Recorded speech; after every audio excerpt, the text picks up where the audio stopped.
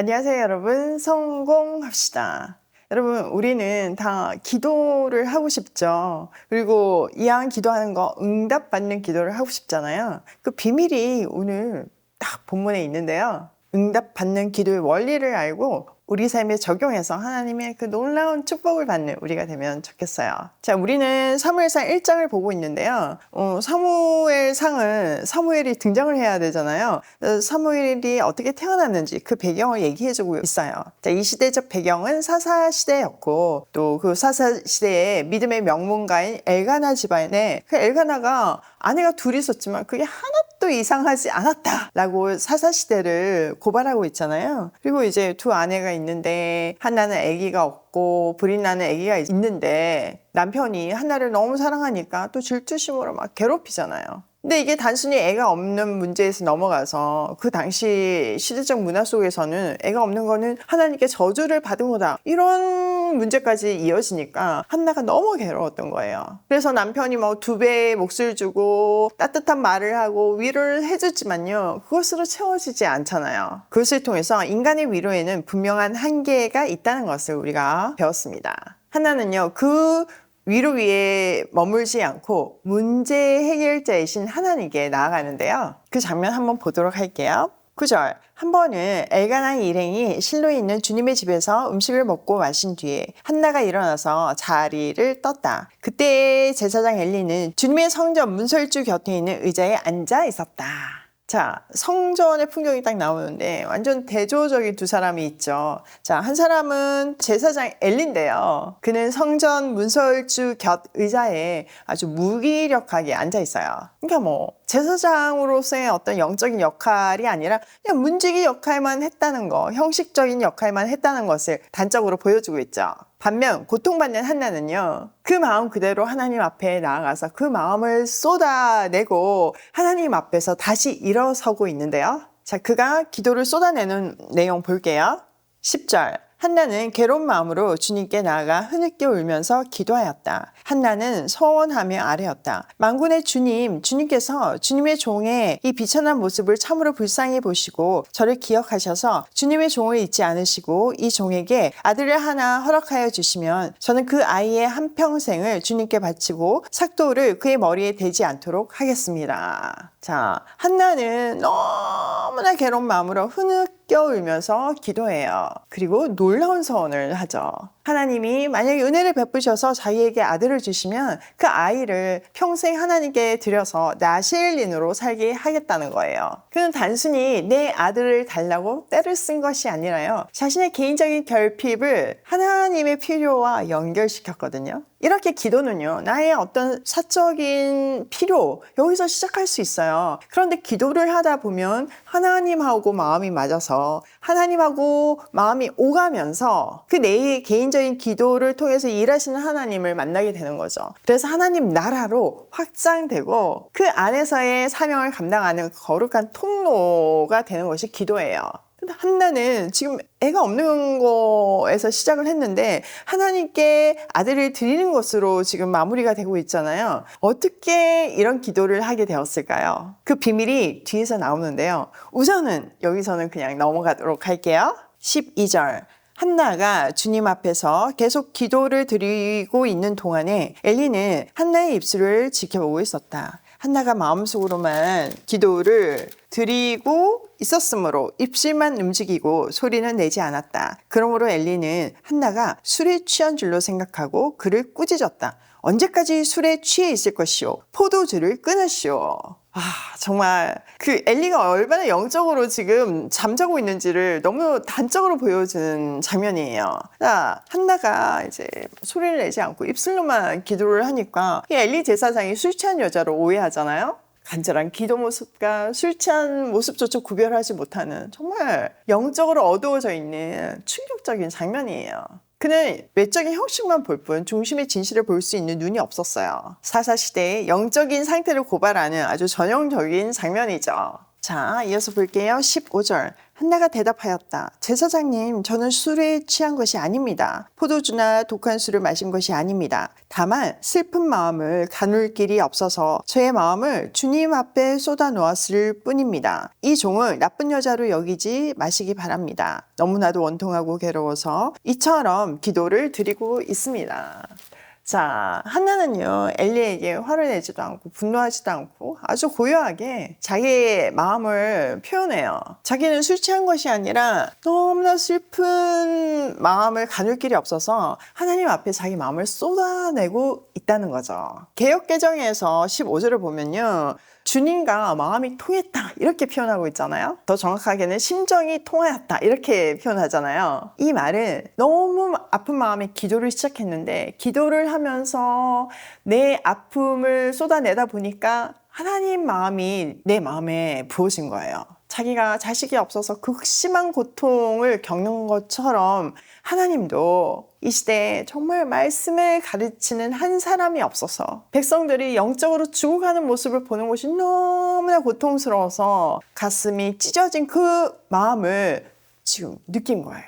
내 마음이 이렇게 아프고 찢어지는 것 같이 하나님 마음도 그러시구나. 그렇기 때문에 11절에 그 서원을 할 수 있었던 거예요. 하나님, 제가 그 마음 몰랐어요. 하나님 정말 그렇게 가슴이 아프시군요.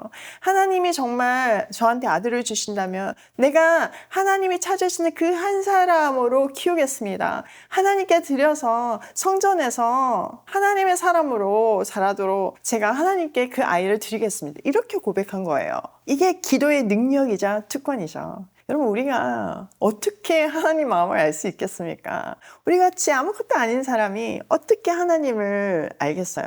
그렇지만 정말 우리가 기도할 때, 그것도 간절히 기도할 때, 내 마음을 정말 하나님께 쏟아 부을 때 하나님께서는 그 기도를 통해서 하나님 마음도 보여주세요. 그리고 지금 이 한나가 내 아픔으로 시작한 기도였지만 하나님 나라를 위해서 사무엘을 준비하는 기도를 하잖아요. 마찬가지로 우리 작은 그 정말 필요해서 어떨 때는 아니면 아픔에서 시작된 그 기도를 통해서 하나님하고 깊이 교제하다 보면 우리의 기도를 요만한 우리 수준이 아니라 정말 하나님의 스케일로 키우시는 거예요. 여러분, 예를 들어서 오이 패밀리 생각해 보세요. 제가 뭐 대단한 어떤 뭐 계획이 있어서 오이 패밀리를 시작한 거 아니잖아요. 그냥 제가 너무나 힘들 때 아이들을 못 먹였던 그 기억이 너무나 가슴이 아파서 그냥 이제 조금 먹고 살만하니까 보육원 아이들이 떠올랐어요. 하나님, 이 아이들 어떡해요? 이렇게 기도하다 보니까 하나님이 너 이제 내 마음 알겠니? 네가 그 아이들을 먹이기 시작해. 네 손에 있는 거를 줘라. 그게 오병이어의 시작이잖아요. 그럼 제가 그 조금 한 거 오병이어 그냥 내가 갈비판 거 그거 좀 드리려고 했는데 내 스케일로. 근데 여러분이 함께 하겠다고 하시고 그게 정말 하나님의 스케일로 커져서 지금의 오일 패밀리가 생기고 지금 수많은 조카들을 살리고 있지 않나요? 놀라운 이야기예요. 여러분, 제가 뭐 대단해서 북한 얘기하겠어요. 제가 무슨 능력으로 북한을 살리는 사람이 되겠냐고요. 그런데 기도했을 때 하나님이 그 아픈 마음, 지금도 이 추위에 죽어가고 있는, 정말 그 말씀이 없어서 죽어가고 있는 그들을 사랑하는 그 마음을 제 마음에 부어주셨고, 저는 정말 거의 20년 동안 그 말씀을 붙들고 기도했어요. 그런데 정말 한 걸음씩 한 걸음씩 여러분 길이 열리는 거 보이시죠? 이게 우리가 하나님 스케일로 사는 유일한 방법입니다.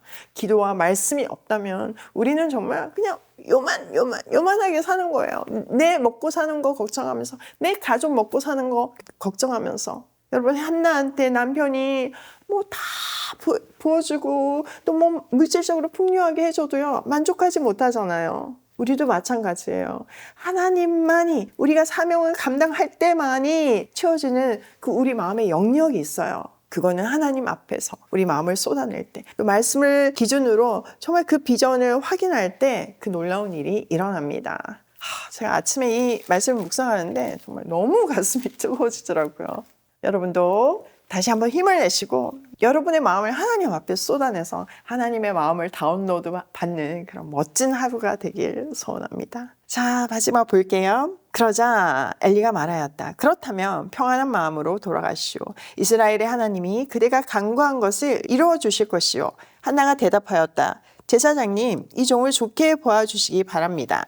한나는 그 길로 가서 음식을 먹었다. 그리고 다시는 얼굴에 슬픈 기색을 띠지 않았다. 자, 한나에 대한 오해가 풀리자 엘리가 축복을 선언해 주잖아요. 근데 그 순간 또 하나님이 쓰시는 거예요. 비록 타락한 제사장의 입에서 나온 말이었지만요. 한나는요, 그것이 하나님으로부터 온 음성인 것을 깨달을 수 있었어요. 그래서 먹고 다시는 얼굴에 슬픈 기색을 띠지 않았대요. 왜냐? 언약을 주셨으니까. 하나님이 분명히 아들을 주시고 그 아들이 이 사사시대에 빛을 발하는 하나님을 전하는 사람이 될 줄 확신했기 때문이에요. 실제로 사무엘이 태어나서 성전에서 자랐고 하나님은 사무엘을 정말 말씀 부흥 운동을 일으키는 위대한 선지자로 쓰셨잖아요. 이게 놀라운 기도의 능력이에요.